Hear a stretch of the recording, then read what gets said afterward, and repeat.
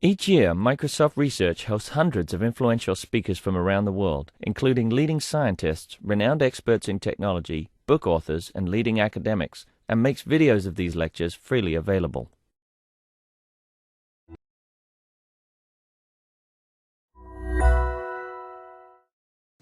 So when I was in college, I took a I'm a little bit worried.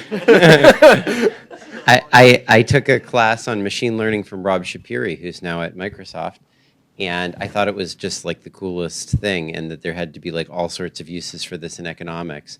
And I thought about like, actually in my dissertation I had a paper that was sort of trying to bridge the two, and then I just completely lost track of it. And now it's like the hot thing.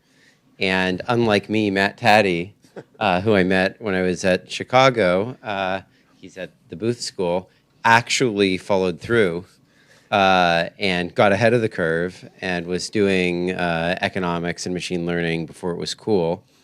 So we're really happy to have him here to tell us about all the things he learned in the process. So, All right, well, thank you very much, Glenn, and thank you for everybody that's chatted with me, and thanks in advance for people whose doors I'm going to knock on tomorrow.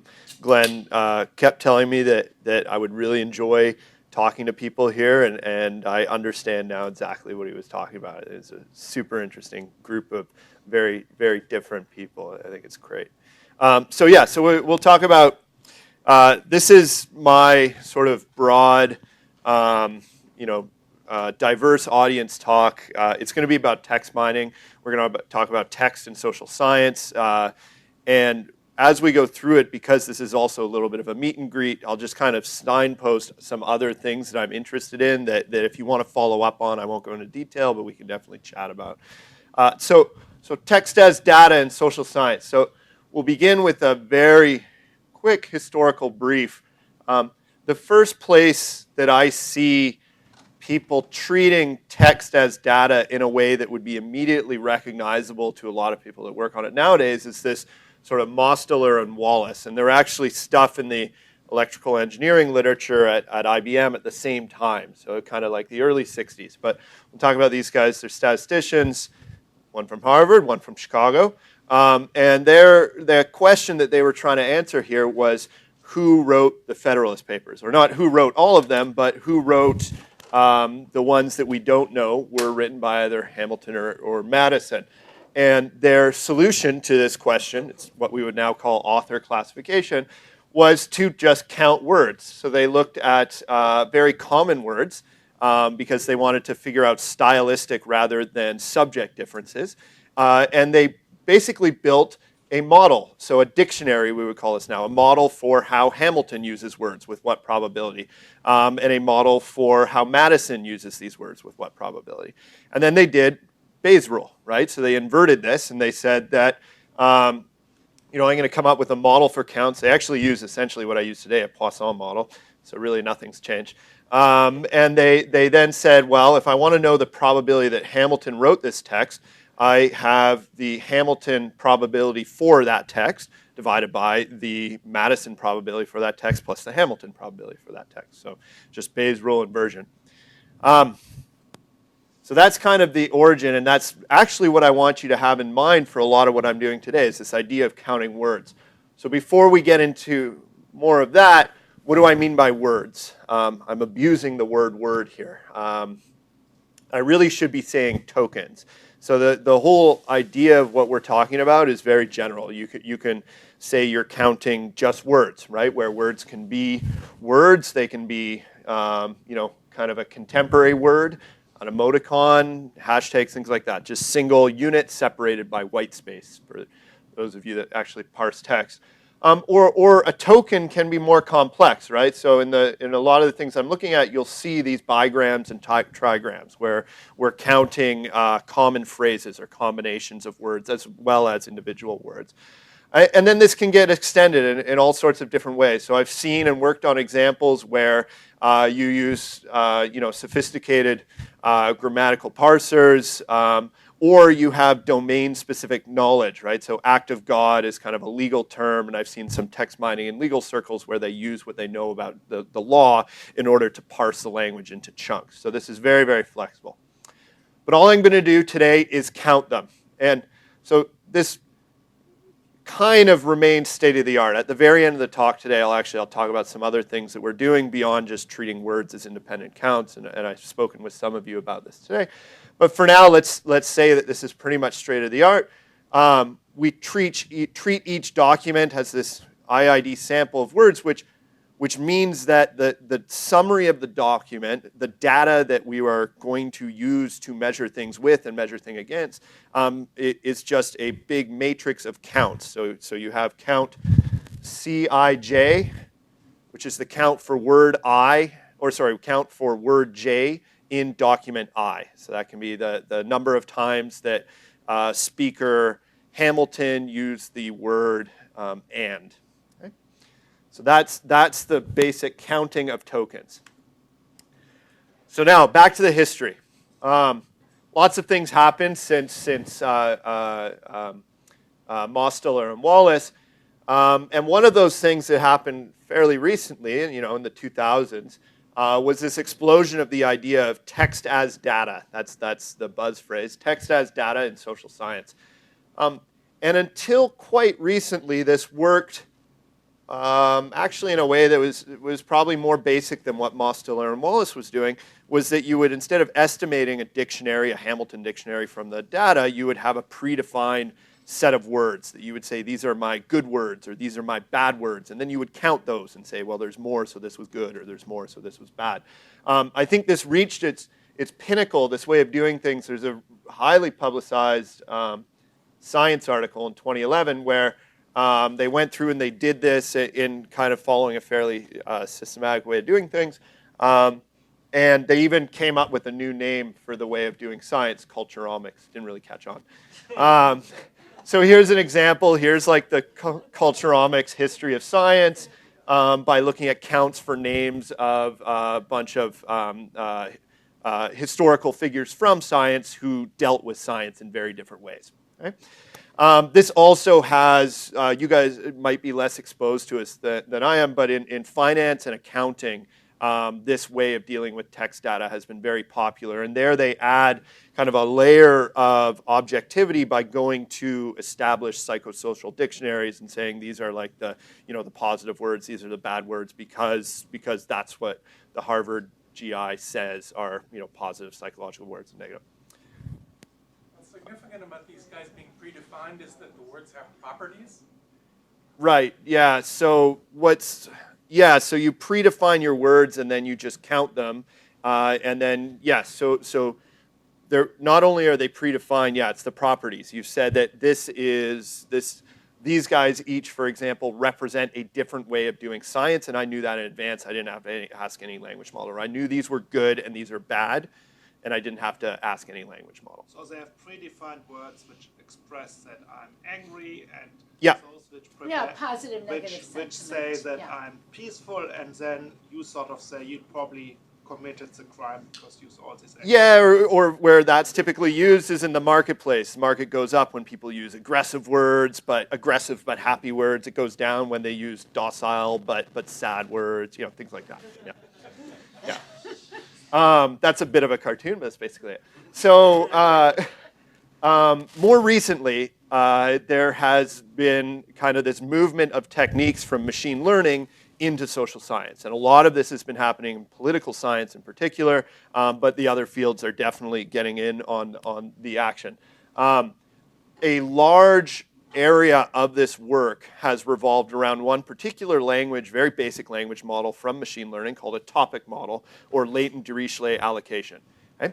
And topic model is the following. So remember, this is CI. This is my count of tokens or words for document I. And we say that comes from a multinomial, fairly reasonable model for count data, where the probabilities of that multinomial are a document, so the little I here on the omega weights, a document-specific weighted sum of some topics, where a topic is a probability over words. Okay, so if you operate a hot dog stand, right? Maybe the hot dog stand topic is mustard and ketchup. And if you have a pizza stand, it's like tomato sauce and crust. Those are words with high probabilities in those topics. And if you have a combination taco, or what did I say, hot dog and pizza stand, then your restaurant reviews would be a weighted mixture of those two things. Okay?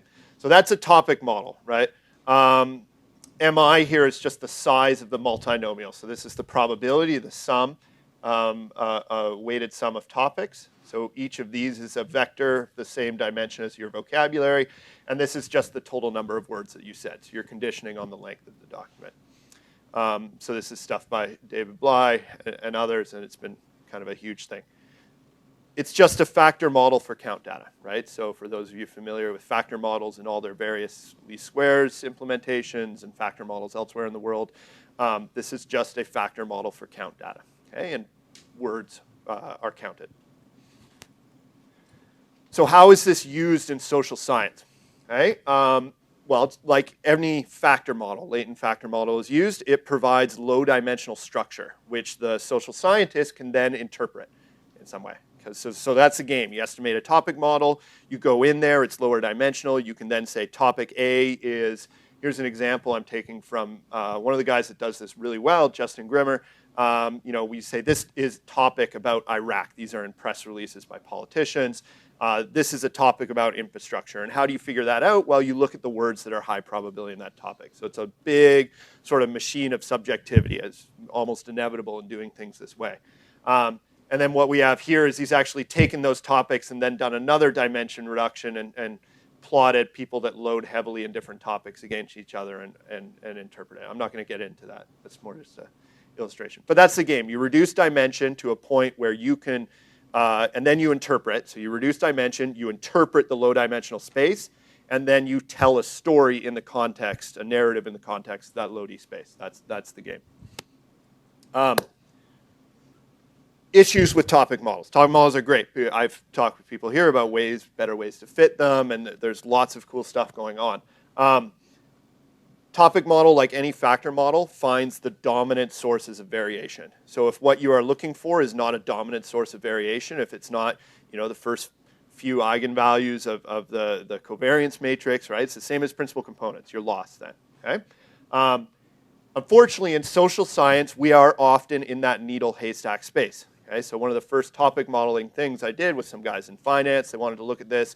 They looked at the front pages of the Wall Street Journal, and they had in their head that if we fit a topic model, topic 1 would be GDP related, topic 2 would be volatility, topic 3 would be some like labor thing. They basically imagine economic topics, but of course topic 1 is the weather. Topic 2 is like, what movies are out at that time. Topic 3 is all, right? And anything economic is down at the end where I stopped believing the ability of the algorithms to get to accurately measure that far down, okay? So there's a big industry on extensions of topic models to try and force them to be close to what you would like to believe or interpret. Lots of really good work here. So supervised topic modeling, where you have some sort of level of Y variable supervising, things that change in time, things that have covariates go into the topic models. And then this is inverse regression topic modeling, where actually Dave Bly has done some stuff where he takes what I talk about today, my way of doing things, and combined it with the topic model to make some new things. So plenty of good work out there, where either the weights or the topics are some function of covariance. So I'm not saying that work's not valuable. But what I am saying, here's my little niche, is instead of diving straight into latent structure. Just clarify what you mean by the weights or the topics being functions of covariance. How does that? Yeah. So let's go back here. One more. Okay. So you have two weights here. You have the topic probabilities over words. Okay. And those can be functions of covariance, right? So maybe you have a covariate which is how much your food costs. And then, then for the mustard topic or the hot dog topic, Dijon comes up higher if you make a lot of money. And other types of mustard come up lower if you make a lot of money. Or you can imagine that these things, these weights over topics, are predicted by some other information out there. And so economic would be one of those covariates? Yeah, exactly. So I mean, there's plenty of variations on this. You can also have the weights will be used in this equation. Then you have a second system of equations down here that dictate the weights also have to correlate in a specific way to some economic stuff, right? So, which implies basically a covariate relationship. Yeah, so there's many ways to do that. The idea is you just connect these latent variables to observables in some way. Yeah. Okay, and so what I was saying there is my pitch is that instead of whenever you want to answer a social science question with text, instead of the first step being let's estimate some latent structure here, maybe sometimes we can answer those questions just by regression onto observables, right? So maybe we can answer questions the way we usually do, which is we regress some response onto a bunch of things that we've observed in regression. Okay, so that's all I'm going to talk about for the rest of today is just regression. Pretty simple stuff. What does regression mean in this context? Well, my response here is a massively high dimensional vector of counts, but it's a vector of counts, which everybody seems to model as a multinomial. So I'm going to do the same thing everybody else does. I'm going to say it's a multinomial. It's going to depend upon some probabilities through covariates, and again, the size is just the total amount of speech, so you're conditioned on the total amount of speech. My regression equations are going to be the always useful logistic regression. Okay, so I'm going to say that here is the way the probabilities depend through a logit link on these log intensities eta. And eta here, it has an intercept that's specific to the word, and then it has some regression coefficients multiplied by some document-specific attributes. And that's kind of all there is to it, right? If you just look at this, it's a regression like any other. So we're going to be doing... For those not familiar with regression, can you just separate what's known and what are we familiar Yes, with? please. Yeah, this is fantastic. Thank you, guys. So V is known. Okay, V is observed. Okay. C is also known. C is also observed. Okay. So I intentionally don't use X and Y because direction of causation and stuff are going to be going back and forth, and what we want to predict is going to change. But usually this would be your Y, and this would be your X if you were going to set up a standard regression equation. Okay? And what you're trying to find are these eta ij's and alpha j's? Yeah, you estimate these things. These are like your intercepts, your regression intercept, and these are your regression coefficients, your loadings on the covariates. And the difference between this and standard regression is if we have 100,000 words, dimensions of C, we have 100,000 intercepts and 100,000 vectors of regression coefficient. And what are the V's again? V's are attributes that you know about the document. So that could be, we'll see a ton of examples, but for example, that could be in the restaurant review, I'll go through restaurant reviews setting, it could be the location where you are, it could be the names, it could actually be text mining on both sides, names in your title, your average menu item, how long you've been around, anything we know, right? So this is at this point very vague, right? This is like any regression equation. I'm just saying that when you want to analyze text, you can set it up in this way. And we can do all of the things that we're used to doing in regression, right? So everything, this is kind of where we make the connection economics. So I should just tell you, most people here are not statisticians. Okay, So yeah. When you say regression, that doesn't immediately. Yeah, no. This is very good. So Yeah. maybe you want to do a picture Simple of a standard example. regression just to remind. Yes, this would be very good. Thank you, guys. Thank you. Otherwise, I'll be taken back to my, early. Yeah, no. This is good. So I'll be thinking, When wow, was okay, the we're going like to talk about progress? regression. Yeah. No, this is good. This is very good. So let's say this is, so I work at a business school, so this is usually the response of interest, right? And what we would say is that the average value of this, we say average expected, big E means expectation, value of this. People are happier with that, but yeah, go. Yeah. We're probabilists, not statisticians. Okay, cool. I'm trying to, this is like a feeling out Yes, notation, right. is going to be some baseline, and we call that alpha, right? Then when maybe you have something else over here, which is plus beta times, I don't know, log. There's economists around here for sure, so this is some measure of volume available. volume. I don't know why I logged. That's unnecessary difficulty. Yeah, exactly. Right? Yeah. So in what you would volume's a terrible thing. So dollar. I don't know, number of items that you want to buy.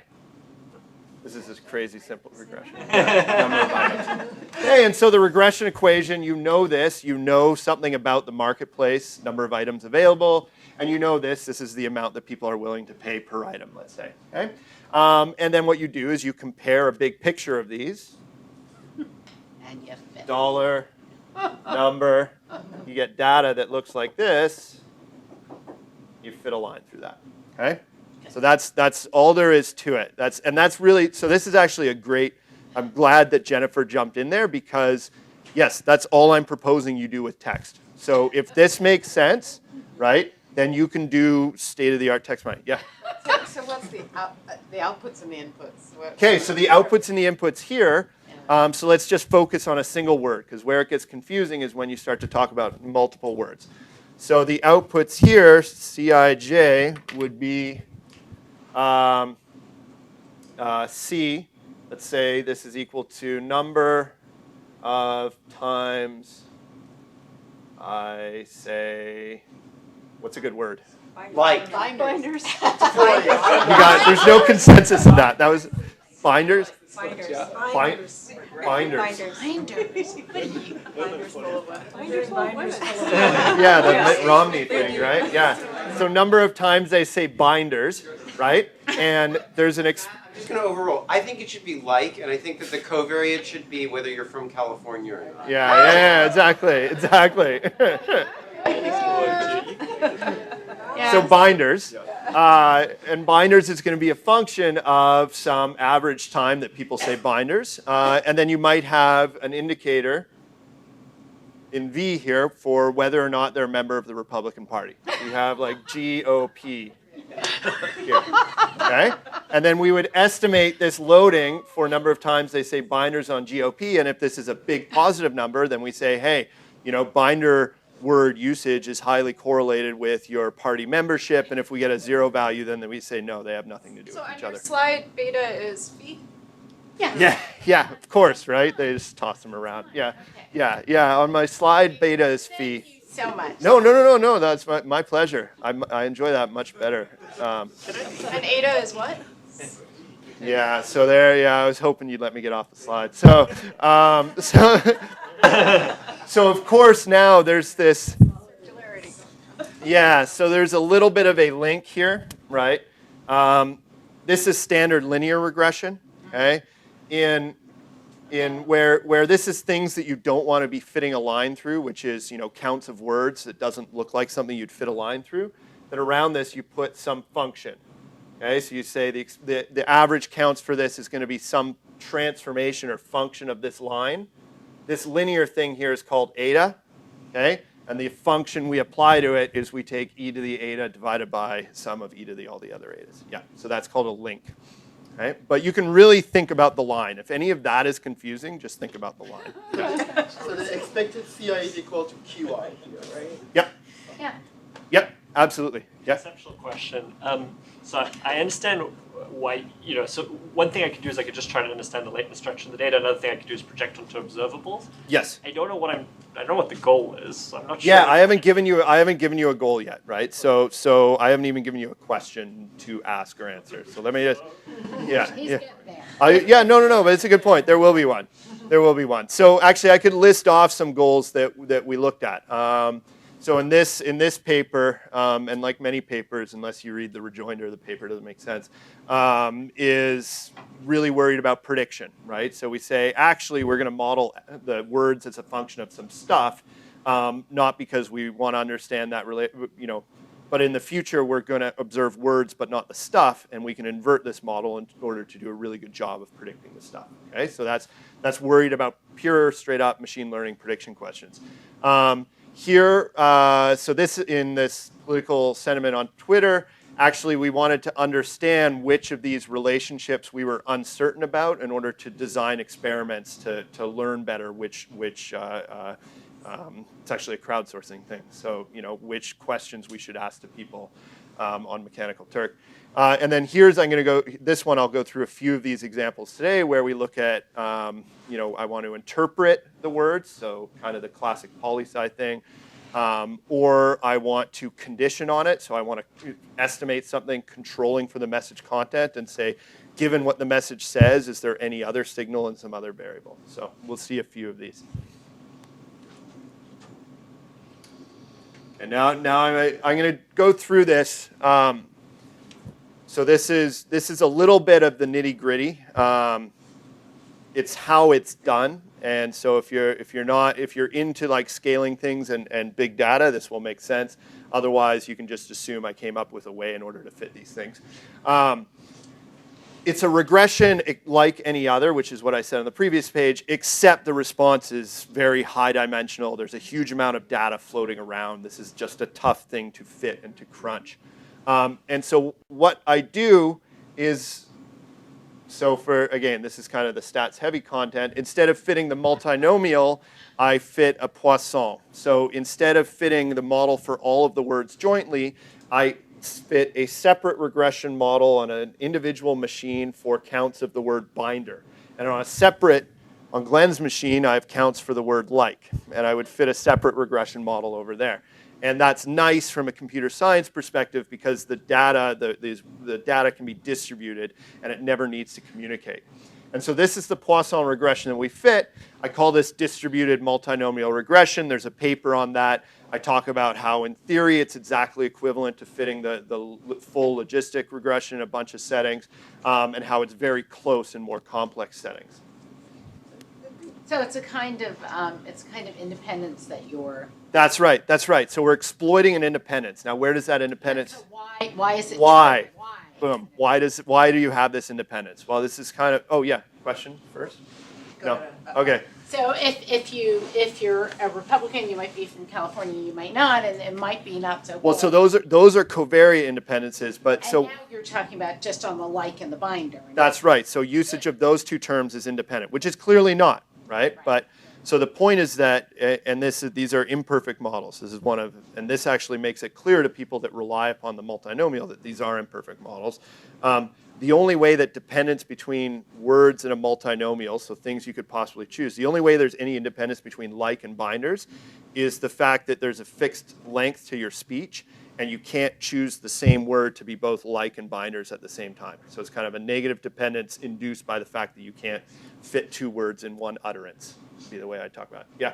Aren't you missing any context, ability to exploit context? Yeah, so what is around them? So that goes into token, right? So you can definitely tokenize in advance and have what I'm calling a word here be a more complicated language thing. So like binders full of women. Binders full of women, we would have picked that up. I imagine that the algorithms I use to pre-crawl the text, especially if we're looking at social media, and figure out which words occur together are much more common than we would expect, we squish those together and call that a token. Okay? So the tokens are resulting from your machine learning processes? Yeah. So no, go ahead. Yeah? No. Oh, okay. I'm keeping some things hidden here, which is like, where do the tokens come from? Yeah. I'm gonna keep that hidden for now. No. So we'll talk. We should chat tomorrow. I'll talk a bit at the end about how I do it and point out and say anybody that wants to follow up on this, please chat, because I actually do care a lot about that stuff. So whether I want to talk about this or not, I think you guys get the fact that the Poisson is a good approximation. Just all you need to know, I don't actually want to dive into this. All you need to know is that this stuff scales because I do a little bit of estimation to figure out a good estimate of how much a person is expected to talk, and then condition on how much you expect them to talk, it becomes separate regressions for each word. This fits in with a lot of, so here's signposting, a lot of things I think about in terms of ML algorithms is where can we identify the easy pieces of the model to learn, things that we don't need to bring the whole data to bear on, fix those easy things, condition on those easy things, and split the data up into pieces and estimate those pieces in separation. Okay, so only bring the full weight of the big data on the pieces of the model that are hard to learn. Okay, so if anybody wants to chat more about that, that's that. Okay, examples. Let's get into what we actually use this stuff for. I'm going to illustrate things, first of all, using publicly available review data from Yelp. I feel like as a grown-up, I shouldn't be messing around with restaurant reviews. There's more serious things to do. But this is publicly available compared to a lot of the other data that I work on. So I use these examples. I have kind of a GitHub repository where you can go in and you can run exactly all of these examples. You grab pulls the data and you run exactly, so you can mess around. So that's why I go through these. So these examples, there are about 215,000 reviews on 11,500 businesses by 40,000 users. They're taken around Phoenix on early 2013. And we have around 14,000 words that occur in more than 20 reviews. That's actually a pretty low vocabulary size relative. One day, a user writes sort of. Not No. a user. Wait, No. a user writes at least 5 reviews. No, this is all of the reviews that existed on that day. Oh, I see. So it includes, so it's everything, so it's, yeah, which is a very good point, yeah. So it includes everything in Yelp prior to that. And Yelp started. Some people don't have very big vocabularies. Apparently not. So the only ones I've seen smaller than this is Twitter and lawyers. Lawyers have really tiny vocabularies. Right? Politicians, it turns out, have massive vocabularies because they don't need their words to mean anything. So maybe there's some and lawyers have small ones because the languages have very precise meanings, right? So maybe there's some information communication thing there. Politicians have sort of less words because you. No, they have more words. They have a ton of words. They just say random things. No, because you decide that for politicians, binder is not a word and woman is not a word, but binders full of woman is one. Oh, that could be it. So I'm engineering more words. Yeah, words. that could be very true. That could be true. Yep. Okay, so the review. So somebody was asking about the attributes. So these are where our counts come from. What is the stuff that we're regressing onto? We have a bunch of stuff about the business. So we have the business identity. We have things about the user, how long they've been on Yelp, how many reviews they've done, and what they normally rate. We have things about the review, how many stars this review gave to this on this transaction. And the thing that kind of the Yelp people were mostly interested in, I look at, is how other users rate this review. So the number of funny, useful, or cool votes that this review gets. Okay. So these attributes, there's a finite set of them. And that's Yes. Yeah. There's a finite, and these are all observed, right? So, and you're not worried about like the rankings of these reviews in terms of. Yeah, so I don't have the information. I would be worried about it, right? So I don't have the information about where they lived on that page. Yeah, so one of the things to remark is that, yeah, these covariate sets can get very, very large in internet data settings where page placement matters. All that sort of stuff matters. So what you've done here is you take the text of the review. Yep. You extract these attributes from it by some magic process. No, these are meta. These are not in the text. So this is stuff. This is metadata. So this is. I mean, it is in. When I go to the web page, I see all this stuff. Right. It doesn't Yeah. come from the moon. That's right. Yeah. So, but the stars, for example, the person did not write that. So when I'm differentiating between the content of the review and where they've clicked a button which said this many stars, so that. In some sense, that could have been arbitrary. I mean, you That could have absolutely. decided that some of the words were attributes also. That's absolutely correct. Absolutely correct. Yeah, what you count. So way back here, I skipped it. This one is a little bit of a, I'm being a bit of a jester there, but it's true, right? People apply all of these text mining tools. So I'm saying like where you click on a website could be a word, right? So the moment you're counting stuff and regressing stuff that you count that's high dimensional onto other stuff, this all applies. So yes, absolutely. Okay, here is the regression model. And so let me ignore the bottom bit because that's terrible. This is just the regression model. And so what I've done here is same as before. I just say that there's some response, right? So this guy gets transformed in order to give us something on the scale of counts, right? So you can just think of this as your y, right? Or on the scale of y, if that's easier.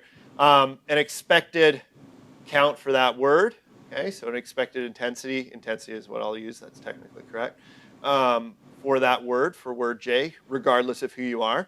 And then some regression loadings on things that I've called either A or B. So these are like my loadings on GOP, where I've just, to make things confusing, I've split the attributes up into things I care about and things that I'm viewing as controls.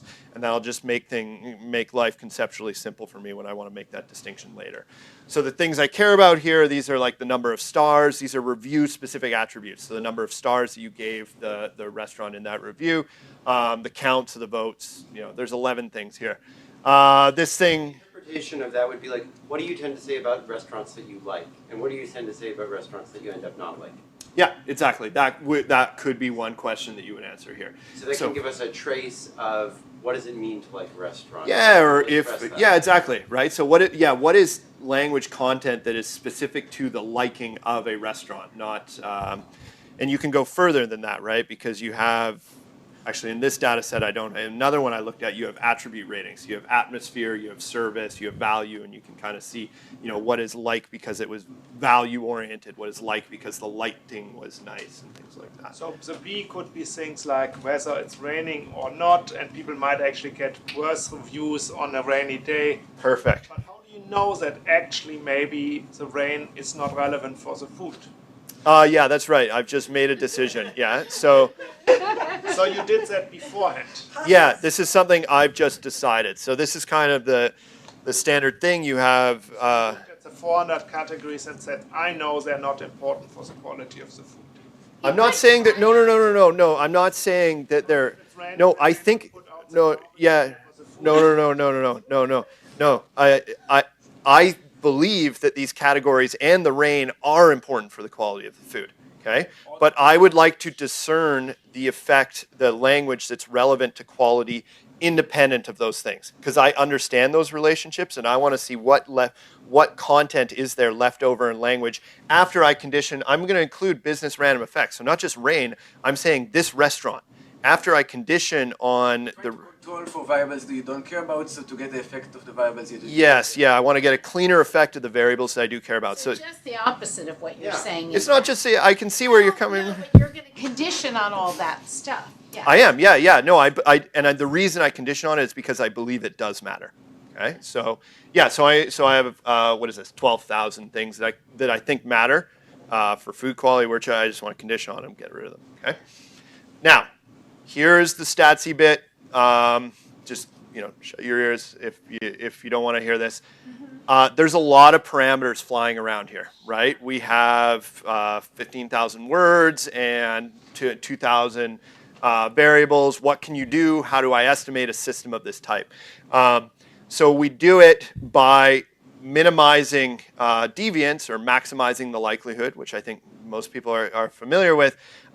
But I minimize that deviance subject to a penalty on complexity. And anybody has heard of the lasso? I'm using something very similar to a lasso here. And lasso is just you put a penalty on the L1 norm of the coefficients, and that can be a coefficient-specific penalty on the absolute value of the coefficient.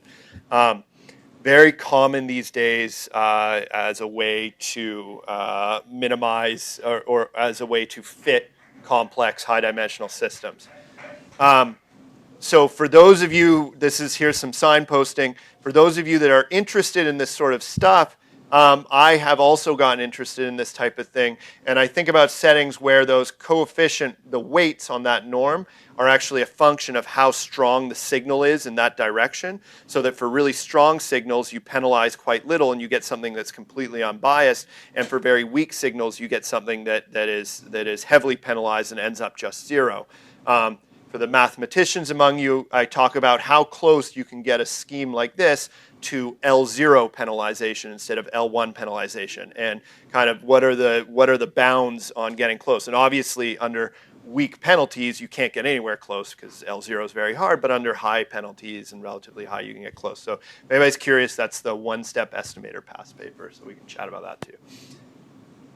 Okay, here's what it looks like. Visually, here's what these models look like when you fit them. Okay, so if you've never seen a plot like this before, this makes no sense at all. I'll explain it. If you have seen a plot like this before, bear with me, this will be boring. So way to read these plots, just focus on one of these. Here's the sad face, okay? And now I have my sad face regression here. And I wanted to minimize, maximize the likelihood of the sad face regression, which everybody is fairly used to. I have my output that I'm interested in. I'm going to fit these guys, okay? And this is the things it can load onto in order to make that output that we did observe as probable as possible. The difference here is that I'm going to try and do that maximization, that maximum likelihood thing, but subject to a penalty paid on how complex I make the model. So if I add too many parameters in, I'm going to pay too big a penalty. So you're trying to get rid of overfitting. Yes, exactly. You're getting rid of overfitting. And the way you control this, you have this one parameter lambda. If you go back to that equation, they'll never show you again. There was a lambda in there that controlled how much penalty I pay on complexity. So are those, yeah? See that equation again? Yeah. No, you can't. So the way I think about lambda, and I teach this stuff to MBAs, so my MBAs are all doing lasso regressions and such. And the way we think about it in class is, for those of them that are old enough to remember a VHF radio, is on a VHF radio you have a squelch, right? And if you turn the squelch all the way up, you hear nothing. Okay? You turn the squelch all the way down, you just hear static. So the secret, not the secret, the trick to talking on a VHF radio is tuning the squelch to the middle where you just hear the person's voice that you're talking to and none of the background noise. This is that squelch, okay? So the way you fit these models is you start with squelch all the way up so you can hear nothing. Why all the way up? Well, because you know the answer at all the way up. All of the parameters are estimated at 0 because you've maxed the squelch. Then you turn it down slowly, iteratively, until you reach a point where all you hear is noise. You get close to the maximum likelihood estimate. And then there are, information criteria is what I favor, or you can do out-of-sample validation type stuff, which is more common in machine learning, to choose the place where you hear just the person speaking, you get just the useful signal, okay? So that's the way these work. So here squelch is all the way up, and the way these plots look is it's here I've turned down the squelch, so this is the penalty getting smaller as you go in this direction. And along the y-axis, that's the size of the coefficients, the loadings on the words, or the word loadings on the variables in the regression. And I've colored a few of them. So this is the funny. These are the ones that load on the number of funny votes. These are the ones, orange is number of useful, blue is cool, and gold is stars. So a sad face at our decision here, so this is the slice. You're unhappy with the restaurant. No, it's sad face. It is, no, yeah, Glenn's right. It's important. It is actually, so this is regression for? For the emoticon. Yeah, for number of times I say, Sad face. right? Yeah, so this is a word, yeah. You're right, sorry. I'm assuming my phone's like flipped it over and given it a cartoon or something. So C, I, J, and I is sad, and J is funny, useful, cool, or stars. no, J is sad. So J is, I can't do a sad face. J is sad face, right? Funny, useful. No, I is the review ID, and associated with I, you have the number of funny votes for review I, the number of useful votes for review I, the number of cool votes for review I. Okay? So you're saying like having stars is negatively correlated with a factor, like a certain factor with seeing a sad face? Yeah. So the expected number of stars that a review gets, let's say at this slice, which gives us coefficients, let's say here this is like minus 0.4. So the expected count, or number of stars you get, gets multiplied by e to the minus 0.4 if you have a happy face in your review, right? So it decreases the number of stars that you. Sad face. Sad face. Sorry. Yeah, happy sad. Okay.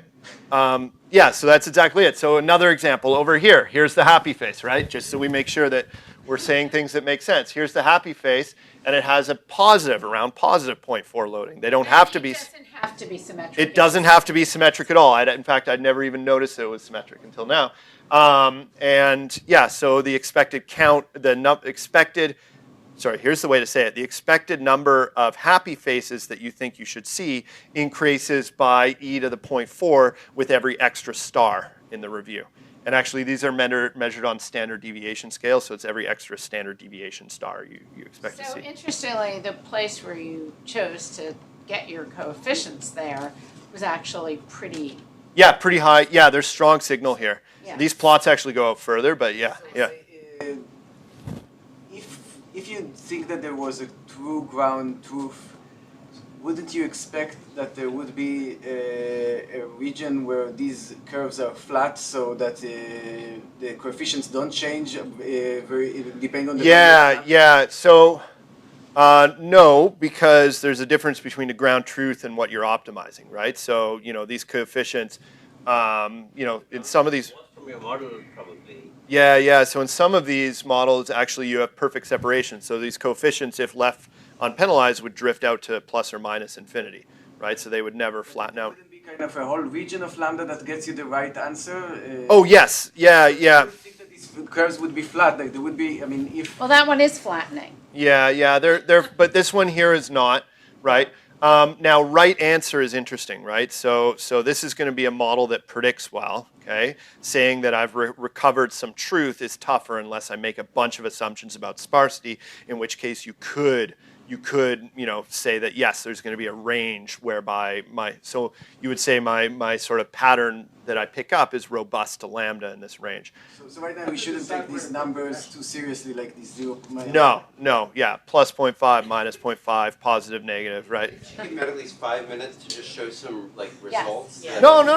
I like this. Yeah. I should decide where to put the dashboard for what. Yeah. So that's a talk in and of itself. So this is the corrected AIC. None of this. I mean, that's not a talk that I did, but it's a very interesting topic. AIC is Akaike's information criteria. It's kind of a way that you balance complexity versus fit,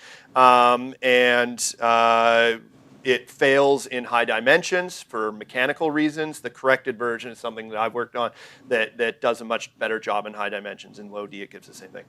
We could definitely follow up. That has to do with kind of the paper that I talked about, the one-step estimator stuff. Yeah, question? Okay. I'll show you some words. Yeah,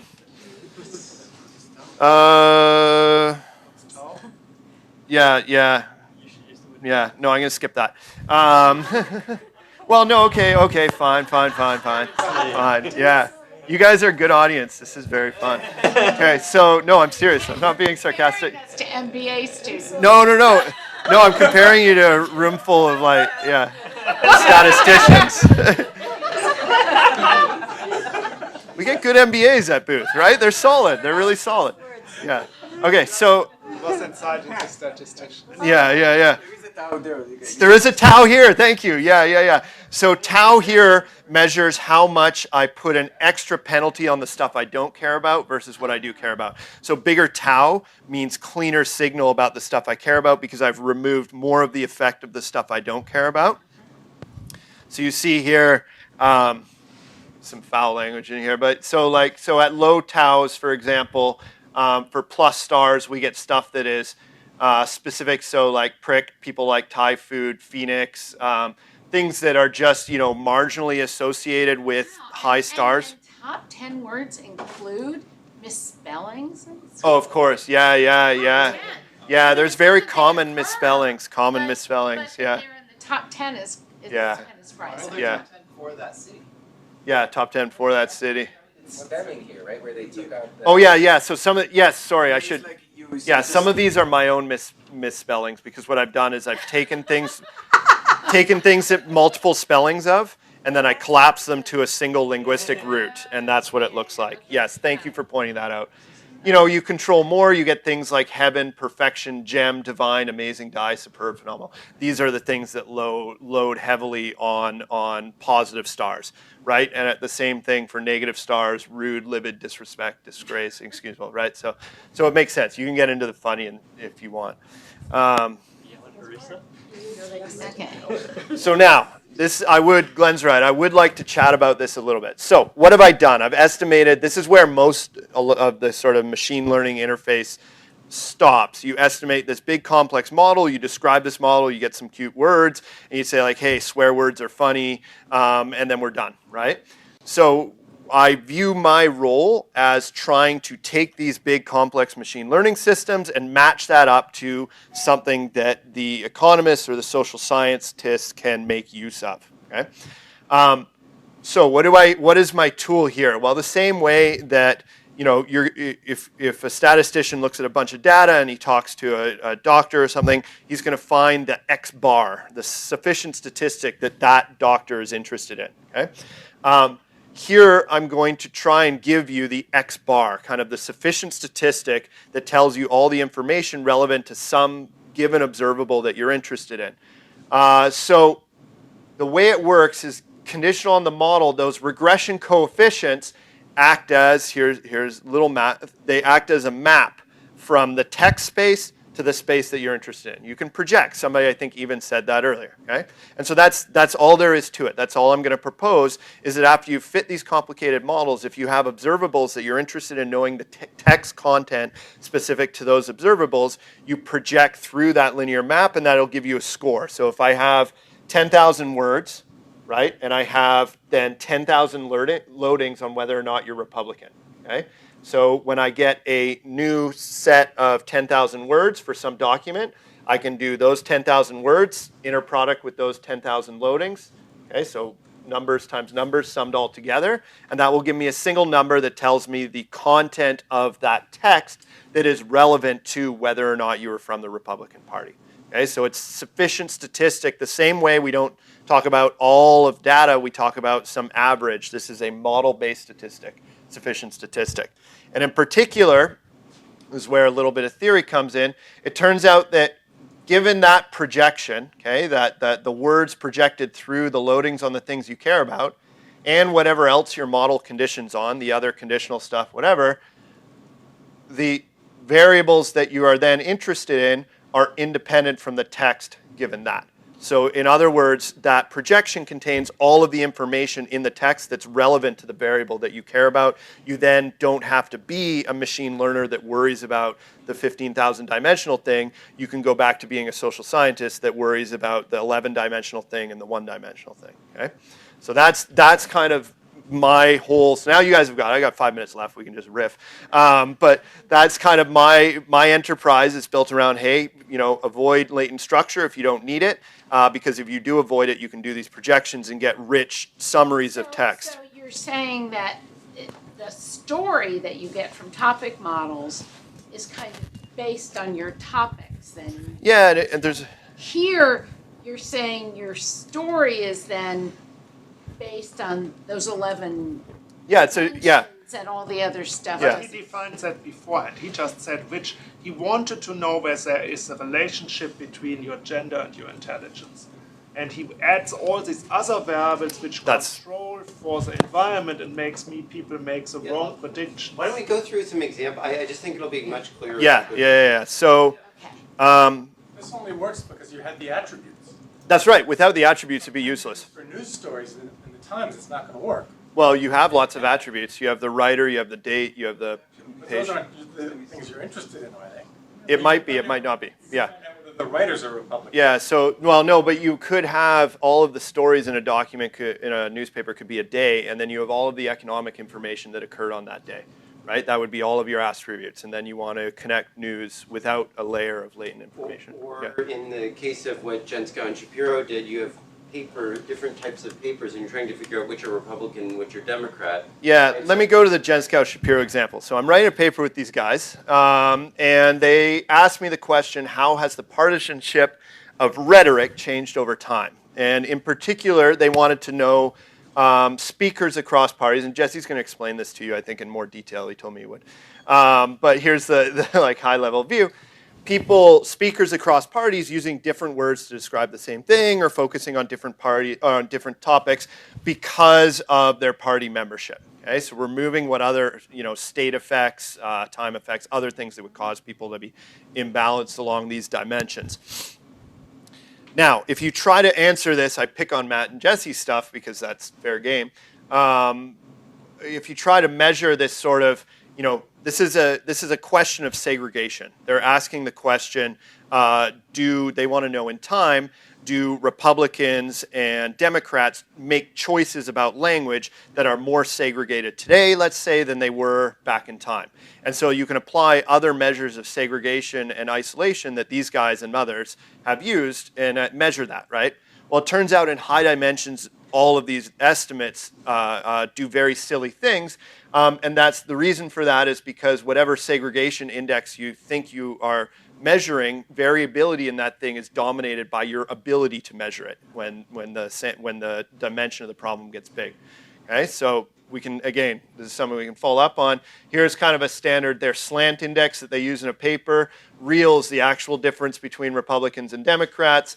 Random is when I just slot people into random parties over time. Okay, so you see kind of a big slope of decreasing segregation just through mechanical dimension is increasing. Here's another isolation index thing. You see the same sort of thing. Okay. What we do is we write down a model that regresses the counts of the words onto a bunch of stuff that we would like to control for and onto whether or not they're members of the Republican Party, right? So it's exactly the same as the binder example, except that I now have other variables that I don't really care about in there. And in this case, we actually don't even penalize this. So we actually do kind of the proper, we're actually differencing out as much as possible here. And so then once you have this estimated model and you want to know what is the content of the speech that is relevant to whether or not they're Republican or Democrat, what is the piece of the speech that gives you, that tells you whether they're Republican or Democrat, conditional on all that other stuff? Well, it's that projection through those regression coefficients. So it's a one univariate score. And you know, Jesse and Matt we have an economic interpretation of this. This is a high-dimensional multinomial choice model. So my mathematical sufficient reduction scores are the expected utility gain to a Republican relative to a Democrat from speaking exactly like Speaker I in session T. So I love this because this is kind of like the actual interdisciplinary bit where we translate exactly what my math thing, independence and sufficiency, means in terms of a structural, choice model. Okay? That interpretation relies on basically like they have a quadratic loss utility function. Can then literally map onto your regression model. Well, no, because it's a logistic regression, right? So it's a standard. Yep. Does this highlight a problem where we speak from our political stance and we also know how to perform how to speak? So the actors you're looking at are also sometimes expressing their politics and also trying to sound Democrat or trying. So we're without the data, we as speakers are also doing this, right? Yes. And then there's another layer, which is like me being a Democrat or me being a Republican is already a projection, right? Because I have a complex political fabric, but when I have to call myself something, I say I'm this and not this. That's already a projection of a complex linguistic and political stance onto a single term that calls me A or B. Right. So let me answer that kind of in the abstract. We're not. So the way that this is kind of an unidentified abstract enterprise anyways. What does it mean to be more partisan in your speech, right? Well, that is defined by the estimation, right? Because the stuff that we say explicitly is not a cause of that, is not a source of that, like, the fact that there are more states now and, people talking about more different issues, right? Or there's more genders and more races in Congress, okay? Whatever we explicitly want to remove from our metric, and you would probably want to remove more than I have, okay? We put in here and we control for that and we say this is the leftover bit. So you basically do as well as you can negatively defining. You say, okay, I've controlled. And the kind of, since we're near the end, that's something that social scientists do in regression or linear modeling all the time, right? And so that should be something that people who have that as part of their science are pretty comfortable with. And so the sort of like message I try to give is that if you know how to do that in your standard social science, you can do that in text mining, right? You just need to use my software, that's all, right? So anyway, so that's that. Yeah. Okay, so here's those loadings and we allow them to change slowly in time. So there's a whole bunch of other stuff on here. The dashed lines are if we don't allow them to change slowly in time. These are tax things, right? So nobody really talked about death tax or estate tax until a certain point. Then one becomes Republican and the others become Democrat. Here's race. That was so early. I had no idea. Yeah, well, so it's basically, it's when they first appear, right? It's shares from the future, right? Yeah. Race stuff as well. So, colored people goes from being a very Republican term to near the middle, it's Democratic, and African American basically doesn't have a loading until it goes through that cycle there. So this is what we estimate. You project through this stuff, and here's the picture that you get over time. So here's the partisanship over time. You have these small spikes, and actually the plot looks unreasonable because that spike is so huge. But there really is, and now maybe there's other explanations for this, right? But as a baseline compared to the other baselines out there, we're very confident that we're measuring that real segregation, and it's not the gray line here, which is just noise. Yeah? I'm just wondering if you put this in conversation with, say, discourse analysis and political communication, which can do very much the similar move, but I can see being able to... So the motivation for this is really econometric, measuring segregation in high dimensions. Where that comes from, though, originally was our interaction with that literature and replicating some of what what had been done there, and finding it incredibly sensitive to the number of words that you put in and all of that sort of stuff. Because really, what they're measuring and what they're basing their theories of the empirical valuation of their theories of discourse are being based on stuff like this. So we're not trying to change that theory. We're just saying here's a better way to start the empirics at. So that's what we have here. And there's a piece that you can't measure this, which is like how partisan does something sound to an audience, right? So it might be in the 40s, a very narrow difference sounded really egregious. That's right. And maybe that's it. No, this doesn't sound maybe we're maybe we're numb to it now, right? I mean, I don't know, right? I'm interested in all of that, but I have not at all answered all of that. Yeah.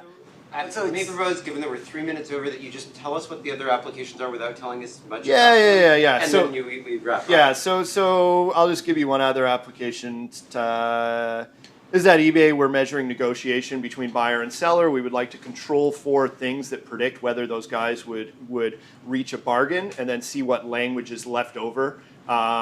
See what the effective language is at the end to maybe figure out which strategies work. What we find is that if you don't control, what does not work is driving a hard bargain, but actually that's not a real signal. When you do control for the other stuff, those strategies don't look bad at all. What looks bad is pleading. Pleading doesn't work at all. So birthday loads highly because everybody's saying it's my kid's birthday on Sunday. I don't have any more money. Turns out nobody cares. Not nobody, I care, but eBay sellers don't. So that's my big picture. Give everything a chance. The last sort of give regression a chance. Give everything a chance. This is all just regression. Then the future pitch is actually those of you that are interested in kind of more complex language models. I am working and have an interest, kind of a hobby interest, but I would like to make it more serious in some of these like deep learning distributed language models that I think people at Microsoft have contributed much to. So I would be, and actually there are ways to kind of slip covariates into those in simple manners in the same way, and those take better sort of automatic sense of the position of a word in context of other words. So if anyone wants to chat on that, I'd be happy to. So thank you. Thank you guys very much. That's fantastic.